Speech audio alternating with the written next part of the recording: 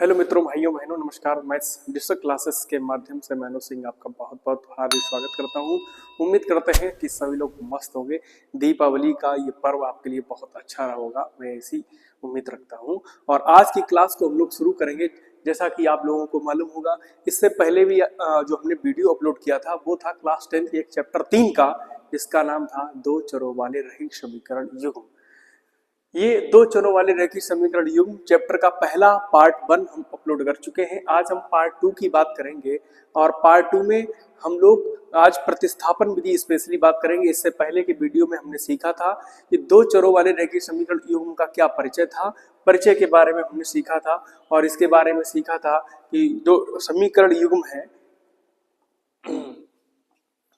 दो चरों वाले समीकरण युग्म के विषय में हमने सीखा था, उसके परिचय सीखा था, क्या वो होता है और रैखिक समीकरण युग्म को हल करने की कितनी विधियां आपके सिलेबस में हैं। स्पेशली हालांकि अब दो ही विधि पूछी जाने लगी हैं, एक विलोपन एक प्रतिस्थापन। अब आलेखी विधि भी बहुत कम हो गया, पहले आता था अब नहीं आता है, लेकिन हम इस पे एक वीडियो बना देंगे और आपको आलेखी विधि और ग्राफीय विधि के बारे में जानकारी जरूर बताएंगे।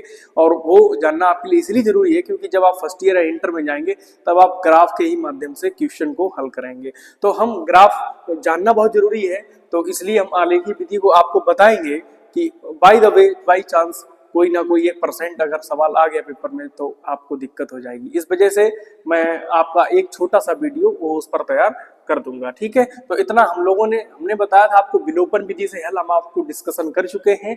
आज हम बताएंगे प्रतिस्थापन विधि से हल। प्रतिस्थापन विधि का मतलब होता है सब्स्टिट्यूशन मेथड।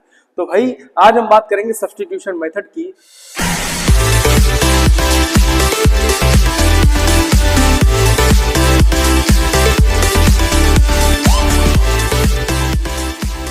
तो ले चलते हैं आपको सीधा, ज्यादा समय नहीं खराब करेंगे। दो चरों वाले रैखिक समीकरण युग्म चैप्टर 3 है प्रतिस्थापन विधि। आज हम बात करेंगे सब्स्टिट्यूशन मेथड। अच्छा, सब्स्टिट्यूशन मेथड होता है क्या, ये पहले आप जान लें।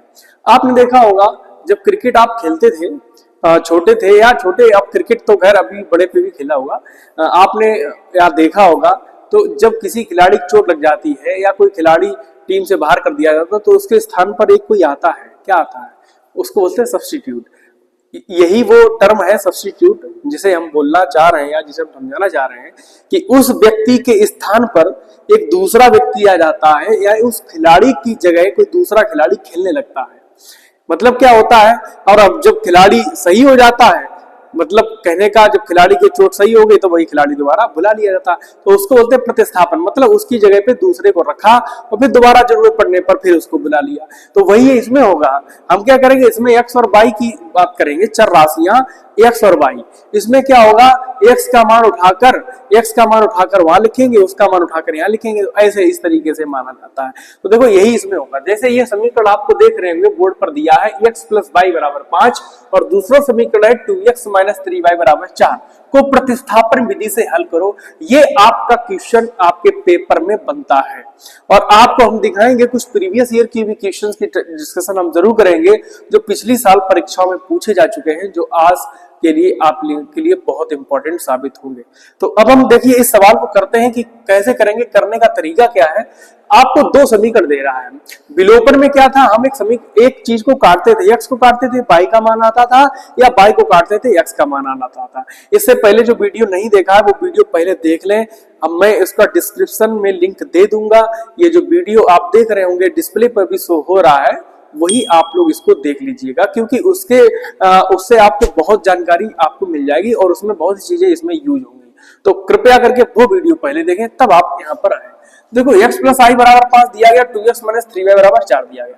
तो हम पहले क्या करेंगे, ये समीकरण मेरे पास एक है, तो देखो पेपर में कैसे हल करना है हम आपको पूरा तरीका बताते हैं। सॉल्यूशन x + y = 5 है, इसे हम डाल लेंगे समीकरण नंबर 1 और ये दूसरा दिया है 2x - 3y = 4, इसे मिटा डाल लेंगे समीकरण नंबर 2।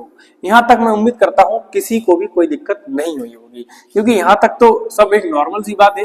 हमने दोनों सवालों को क्या कर लिया, दोनों समीकरणों को हमने नोट कर लिया बेटा। अब देखिए क्या करना है। अब आप ये देखिए समीकरण आपको आसान कौन सा लग रहा है, पहला या दूसरा। पहले ये देखो आसान कौन सा लग रहा है, आप कहेंगे सर पहला थोड़ा थोड़ा आसान लग रहा है क्योंकि पहले में कोई x के पास में है नहीं, यहाँ ना तो y के पास में भी कुछ है, तो पहला समीकरण आसान है दूसरे समीकरण से। हालांकि अगर आसान और कठिन ना हो इसमें अब टेंशन वाली बात नहीं है, अगर दोनों कठिन है तो किसी को भी हल करेंगे। तो देखो यहाँ पे क्या करना, हमें समीकरण सर एक जो है थोड़ा आसान लग रहा है, तो जो आसान लगेगा उसको ही उठा लो। तो देखो क्या होगा, लिखेंगे समीकरण एक से, समीकरण एक से, समीकरण एक से क्या करेंगे भैया ध्यान दें, समीकरण एक से हम जो ये समीकरण आपको दिया गया है इसको लिखेंगे x प्लस y बराबर 5, इसको वैसे लिख दिया बिल्कुल सेम टू सेम। अब क्या करो, या तो x का मान निकाल लो या y का मान निकाल लो। तब यहां से x की जो वैल्यू आएगी x बराबर ऐसे लिख सकते हैं 5, और प्लस का जो y है जब बराबर की तरह आएगा तो किसका हो जाएगा भैया, माइनस का हो जाएगा। इतनी बात समझ में आ गई। इसको हम डाल देते हैं समीकरण नंबर 3, इसको हमने डाल दिया समीकरण नंबर 3। अब ये जो समीकरण 3 बना है इसकी हमें आगे जरूरत पड़ेगी।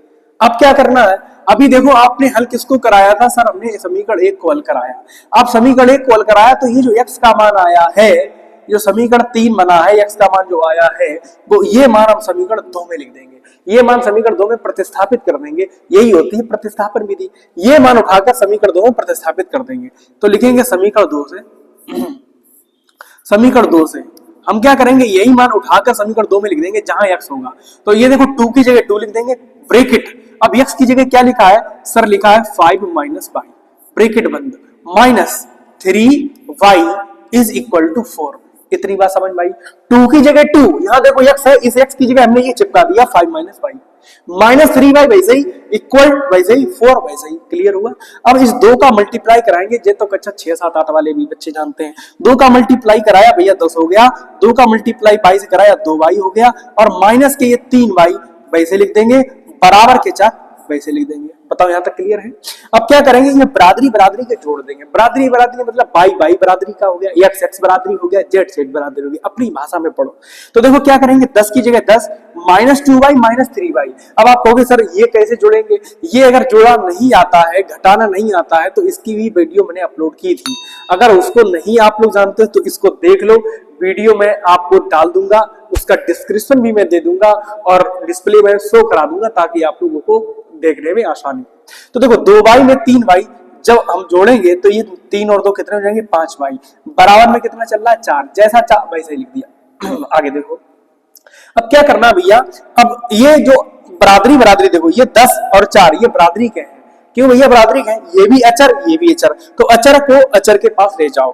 तो माइनस 5y बराबर, माइनस 5y को ये लिखेंगे बराबर 4 को ये लिखेंगे, और ये जो प्लस का 10 है इधर आके किसका हो जाएगा, माइनस का।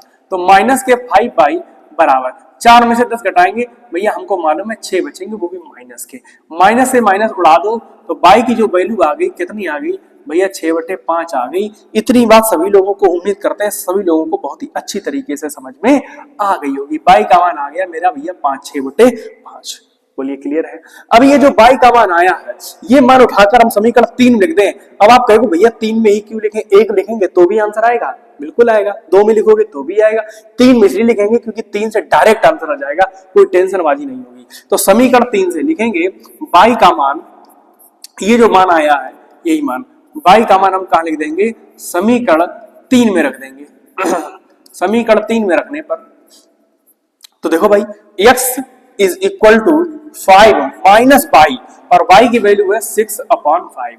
और ये सबको मालूम होता है, सबका मालिक है, जिसका कोई नहीं उसका भगवान होता है, भगवान एक होता है। 1 और 5 का एलसीएम कितना आएगा, 5 आएगा। 5 का 5 से मल्टीप्लाई 25 माइनस 6 बन जा 6, ये सबको मालूम होता है। सर कैसे आया, भिन्न है, फ्रैक्शन है, सबने सीखा होगा। 25 में से 6 हम लोग घटा देंगे, कितने बचेंगे, 25 में से 6 बचेंगे तो बचेंगे हमारे वहां से 19, और बटे में कितने 5, तो x की वैल्यू आ गई 19/5। यही हमारा भैया आंसर हो गया। और यही हमसे पूछा जाता है, सर अगर आंसर चेक करना हो तो कैसे करेंगे, अगर ये x का मान और y का मान उठाकर समीकरण 1 और 2 में लिख देंगे, LHS RHS के बराबर आ जाएगा, तो ये मान हम लोगों के सही, अन्यथा गलत होंगे। और ये हम आपको पहले वाले वीडियो में सब बता चुके। बताओ क्या ये विधि कोई कठिन है, बहुत सरल है। क्या किया, दोबारा समझो, समीकरण 1 या 2 किसी को हल कर लेंगे, समीकरण 3 बना लेंगे। 1 को हल इसलिए किया था क्योंकि 1 बहुत आसान था। अगर दोनों कठिन होंगे तो किसी को भी कर लेना, 2 कठिन है तो दोनों में से किसी को कर लेना। 2 अगर समीकरण 1 को हल किया तो ये मान उठा के 2 में लिखेंगे, अगर 2 को हल करते तो ये x का मान उठाकर समीकरण 1 में लिखते हैं। अब ये क्या करेंगे, समीकरण जो 3 बना है ये मान उठाकर हम समीकरण 2 में लिख दिया, क्योंकि 1 को हल ही किया था तो ये मान 2 में लिख दिया। अब देखो 2x माइनस 3y बराबर 4 है, हमने मल्टीप्लाई कराया, बराबरी बराबरी जोड़ दिए, 10 को उधर ले गए माइनस का। अब यहाँ सबको मालूम है 4 में 10 गए 6 बचेंगे, तो y बराबर 6/5, ये हम लोगों का y का मान आ गया। y का मान समीकरण उठा के 3 में देंगे तो देखो यहाँ पे समीकरण 3 क्या है, x equal to 5 minus y और y की वैल्यू 6/5। एलसीएम लिया 5 25 6 कम 6, यहाँ पे हमने घटा दिया, 25 में से 6 गए 19/5, ये x की वैल्यू आ गई, ये y की वैल्यू आ गई। बस यही हम लोगों का आंसर है। और अगर यहाँ से आपको पूरा सवाल इस तरीके से करते हैं तो या तो बेटा ये 2 नंबर का आएगा या सवाल ये 4 नंबर का आएगा। बात क्लियर है? स्क्रीनशॉट फटाफट साफ लीजिए, फिर इसके बाद आगे बढ़ते चलिए। आगे बढ़ते हैं। अगला क्वेश्चन है 3x + 4y = 10, 2x - 2y = 2। इसके बाद आपको दो समीकरण इस तरीके के देगा और कहेगा उसको हल कीजिए, प्रतिस्थापन विधि से हल कीजिए या विलोपन विधि, जैसे भी आए। विलोपन से आए तो वैसे ही करना और प्रतिस्थापन से आए तो इस तरीके से करना। तो अब देखेंगे यहाँ पे ये दो समीकरण दिए गए, हम क्या करेंगे, इसको कैसे हल करना है। सबसे पहले यहाँ पे सॉल्यूशन लिखेंगे और लिखेंगे 3x + 4y = 10 और इसको हम डाल देंगे समीकरण नंबर 1। अब आगे दूसरा समीकरण क्या है भैया, दूसरा है 2x - 2y = 2, इसको हम डाल देंगे समीकरण नंबर 2। बात क्लियर है? अब यहां से अगर देखा जाए तो कोई भी समीकरण आसान नहीं लग रहा, मतलब x के बगल में सबके कुछ ना कुछ है, यहाँ x के बगल 2, यहाँ x के बगल 3। हालांकि हम समीकरण 2 में 2 से भाग दे सकते हैं और उसको आसान बना सकते हैं, लेकिन हमारा उद्देश्य ये नहीं है, हम आपको सिखाना चाहते हैं हर तरीका। मान लीजिए यहाँ पे आप 2 से भाग दे सकते हो, कभी समीकरण ऐसा मिलेगा आप किसी से भाग नहीं दे पाएंगे, तब क्या करेंगे है? तब इस वजह से हम आपको दोनों चीजें सिखाना चाहते हैं। जब समीकरण कठिन आ जाए तब क्या करना है, सरल आ जाए तब क्या करना है। अब यहाँ मान लीजिए 2 से भाग नहीं जा रहा है और हम देंगे भी नहीं, जा रहा है तो जाने दो। हम क्या करेंगे, समीकरण 1 या 2 को किसी को हल कर देंगे। चलो अभी हमने बेटा 1 को हल किया था, अब हम समीकरण 2 को हल कर लेंगे क्या, या चलो 1 को ही कर लेते हैं। तो लिखेंगे यहाँ समीकरण 1 से कैसे करना है, लिखेंगे समीकरण 1 से। कोई सरल नहीं लग रहा है तो हम क्या करेंगे, समीकरण किसी को भी हल कर लेंगे। तो समीकरण 1 को नोट करेंगे 3x + 4y = 10। अब क्या करना है, हमें x की या y की वैल्यू चाहिए, तो 3x को यही लिखा रहने दो, 10 को यही लिखा रहने दो। ये प्लस के 4y जब इधर आएंगे तो किसके हो जाएंगे भैया, माइनस के हो जाएंगे। बात इतनी क्लियर है? सब भैया क्लियर है। अब 3x, हमें x की वैल्यू चाहिए तो x बराबर क्या आ जाएगा, 10 - 4y, और ये गुणा में जो 3 है वो कहाँ जाएगा, बटे में जाएगा। बताइए इतनी बात सभी को समझ में आ गई? जो ये x जो है उधर गुणा में था, इधर किस में आ जाएगा, बटे में आ जाएगा। ये सभी ने सीखा होगा। इतनी बात सभी के समझ में आ गई भैया, हमारे तो आ गई। बताइए इतनी बात सभी के समझ में आ गई। अब हम क्या करेंगे, इसको हम भैया समीकरण नंबर प्यारा 3 डाल देंगे। क्या डालेंगे, 3 डालेंगे। याद रखना प्रतिस्थापन विधि में हमें 3 समीकरण बनाने हैं, 2 तो दिए जाएंगे, 1 बनाना पड़ेगा। इतनी बात क्लियर है? अब क्या करेंगे, ये जो x का मान आया है हमने किसको हल कराया भैया, 1 को हल कराया, तो ये मान किस में लिखेंगे भैया, 2 में लिखेंगे। तो लिखेंगे कि x का मान समीकरण 2 में रखने पर, समीकरण 2 में रखने पर, ये इतनी लैंग्वेज लिख देना, एग्जामिनर को लगे हाँ कि आपने मेहनत की है, तो थोड़ा आनंद ही कुछ और होगा। अब क्या करेंगे, x का मान समीकरण 2 में लिखेंगे। तो देखो 2 क्या ये रहा पे, तो 2 की जगह 2 इंटू x, और x की जगह क्या है 10 - 4y अपॉन में कितना, देखो अपॉन में ये देखो 3, ये पूरा x का मान है। 2 इंटू x माइनस 2y बराबर कितना है, 2 है। बोलिए इतनी बात समझ में आ गई? अब क्या करना, अगर ये कटता है तो काट देते, नहीं कट रहा है कोई बात नहीं, 2 से अंदर गुणा करेंगे। 10 दूनी 20 - 4 दूनी 8y अपॉन में कितना है 3 माइनस के है 2y बराबर में है 2। बोलो इतनी बात समझ में आ गई? अब क्या करना, अब भैया ये अब हम लोगों को एलसीएम लेना है, फ्रैक्शन को हल करना है। तो देखो एलसीएम कैसे लेंगे, यहाँ पे इसके हम बटे में 1 कर लेंगे, क्योंकि जिसका कोई नहीं होता उसका 1 होता। अब 3 और 1 का एलसीएम लेंगे। देखो इसको यहाँ करते हैं, 3 और 1 का एलसीएम जो होगा 3 होगा। अब 1 का गुणा 3 से 1 का गुणा इससे कराएंगे, इसका गुणा इससे करा देंगे। क्यों? क्योंकि जब 3 और 1 है, 3 में भाग देंगे 1 बार जाएगा, 3 का 3 से भाग दोगे 1 बार जाएगा, 1 का गुणा इससे करेंगे। तो डायरेक्ट ऐसे से कर दिया करो। तो 20 - 8y, बात आई समझ में? माइनस अब 3 का गुणा 2 से करेंगे तो 3 दूनी ये कितना होंगे 6y। देखो 3 दूनी 6y बराबर में कितना चल रहा है, बराबर में भैया 2 चल रहा है। अब देखो बरादरी जोड़ दो या घटे तो घटा दो, जुड़ेंगे क्योंकि माइनस माइनस है जुड़ता है। 8 और 6 कितने हो गए 14 हो गए, बाई बटे में है 3 बराबर में है 2, बटे 1 कर लो क्रॉस मल्टीप्लाई, क्रॉस मल्टीप्लाई कैंचीदार, कैंची ऐसी होती है इस टाइप की ऐसी, इसी तरीके से बोलते हैं क्रॉस मल्टीप्लाई कैंचीदार, इसका गुणा इससे इसका गुणा इससे, तो 1 का गुणा इससे होगा वही चीज आएगी 20 माइनस के 14 बाई बराबर 6, बरादरी बरादरी इकट्ठे कर लो, मतलब माइनस के 14 बाई बराबर 6 प्लस के 20 इधर जाएंगे, किसके हो जाएंगे भैया माइनस के हो जाएंगे, तो माइनस के 14 बाई बराबर, ये देखो 6 में से 20 जाएंगे कितने बचेंगे भैया 14 बचेंगे, बात आई समझ में, माइनस से माइनस खत्म।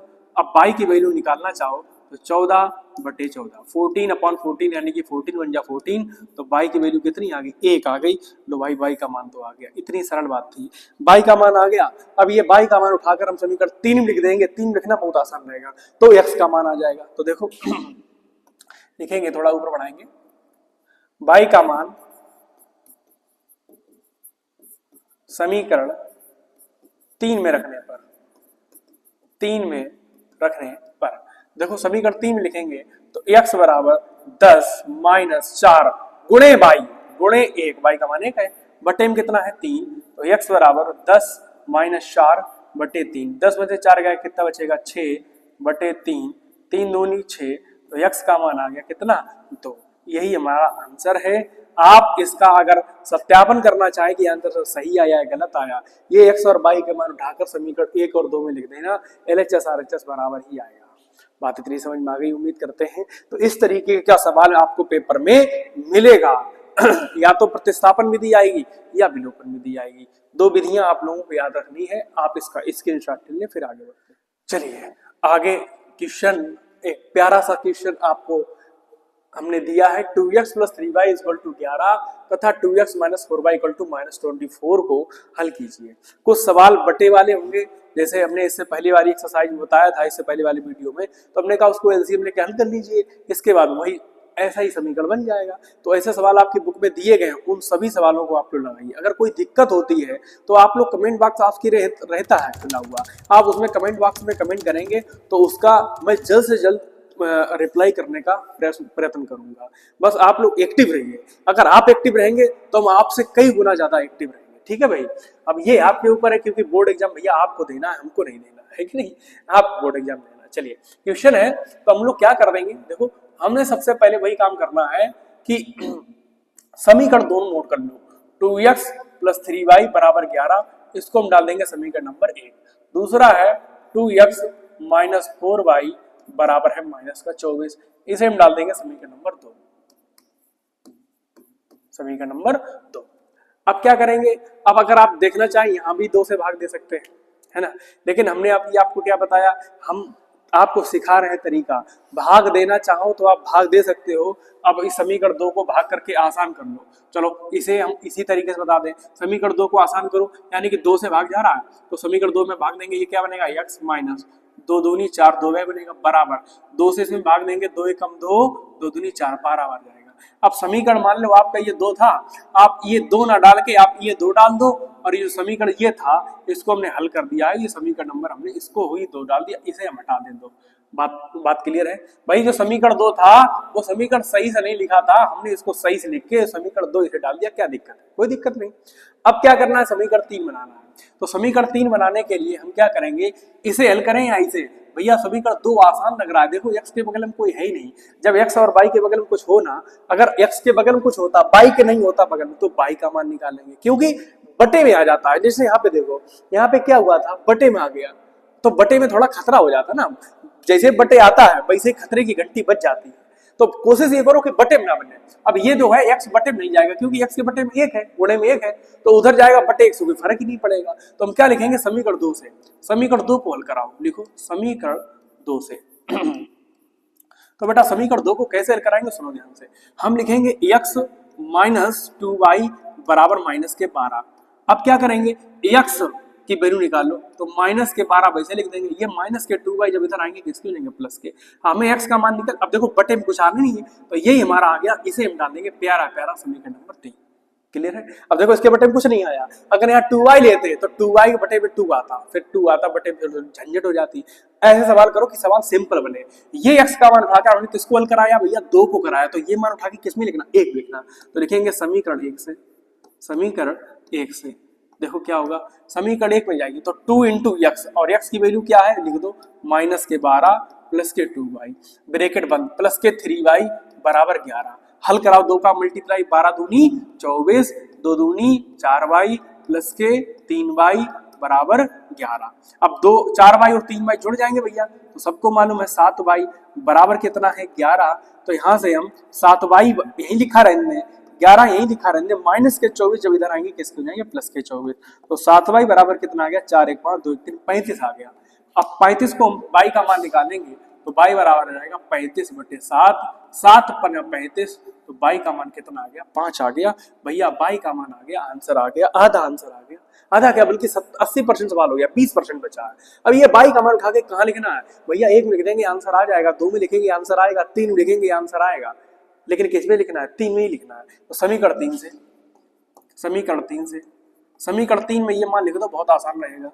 देखो क्या है, x इक्वल टू माइनस के 12 प्लस के है 2 इंटू y, y का मान है 5, तो x की वैल्यू क्या आ गई माइनस के 12 5 दूनी प्लस के 10, तो माइनस के 12 प्लस के 10 माइनस के 2 बचेंगे, तो ये x का मान आ गया, y का मान आ गया, और ये हमारा आंसर आ गया। बताइए, उम्मीद करते हैं सभी लोगों को बहुत अच्छी तरीके से समझ में आया होगा, आया कि नहीं आया? उम्मीद करते हैं सभी लोगों को बहुत समझ में आया होगा। और आपकी एक्सरसाइज में बहुत से सारे सवाल दिए, मैं आपको दिखाता हूँ, आपको मैं दिखा देता हूँ, आपकी एक्सरसाइज में बहुत सारे सवाल दिए गए हैं। ये देखिए, ये क्वेश्चन दिए गए थे हमने, जैसा कि पीछे आपको बताया था, हमने आप इनको हल करिए। निम्न समीकरणों को विलोपन विधि तथा प्रतिस्थापन विधि से हल कीजिए। अब प्रतिस्थापन विधि आप विलोपन विधि से कर ही चुके हो, तो हम आप विलोपन विधि को नहीं छुएंगे। अब प्रतिस्थापन विधि को, इन्हीं सवालों को, सवाल नंबर 1, सवाल नंबर 2, सवाल नंबर 3 और 4, इन्हीं सवालों को अब आप किस विधि से लगाएंगे, प्रतिस्थापन विधि। ये आपके सवाल, सारे सवाल NCERT एक्सरसाइज के हैं, जो कि आपके लिए वेरी वेरी इंपॉर्टेंट क्वेश्चन रहेंगे। इन्हीं में से पेपर में आएंगे, प्रीवियस ईयर के क्वेश्चन हम कराएंगे, परेशान होने की बात नहीं। अभी आपका वीडियो 2 पार्टों में और जाएगा, हम आपको एक आलेखी विधि बताएंगे और आपके थ्योरेटिकल सवाल बताएंगे और प्रीवियस ईयर क्वेश्चन बताएंगे। तो 2 वीडियो और आपकी बनेगी, तो जी टोटल आपका चैप्टर 4 वीडियो में कंप्लीट हो जाएगा। छोटे छोटे वीडियो रहेंगे, आराम से आप लोग मस्त होकर देखिएगा, ठीक है। तो जिन लोगों को ये कंटेंट समझ में आ रहा है, मजेदार लग रहा है, वो वीडियो को लाइक करें, चैनल को सब्सक्राइब करें और शेयर भी कर दिया करें, ताकि और लोग भी इसका लाभ उठा पाए। चलिए, आज के लिए क्लास को हम लोग इतना ही रखते हैं, मिलेंगे अब बहुत ही जल्द नए वीडियो में। Thank you so much. जय हिंद, जय भारत।